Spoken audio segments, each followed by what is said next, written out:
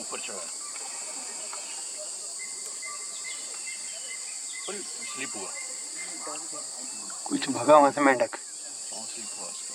Sir ये जो green tree है ना, नीचे आएगा वो। कितना धीरे धीरे चल रहा है ना, स्लिपरी है सर। अब ऊपर आ गए, चलो कम से कम चलते हुए तो अच्छा मूवमेंट हो गया इसका। वाह यार, वेरी गुड, ब्यूटीफुल। रूपेश इसका भी नाम नहीं रखा ना? रख देंगे सर, नाम रख दो, अगर मेल है ना ये मिलेगा। पंडित रख दो यार, पंडित जी आर्या पंडित नाम रख दो, नहीं रखता। आर्य।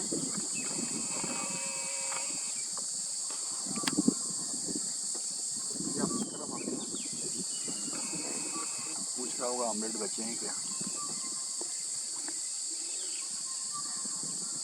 अच्छा, ये जामुन के पेड़ के नीचे आएगा।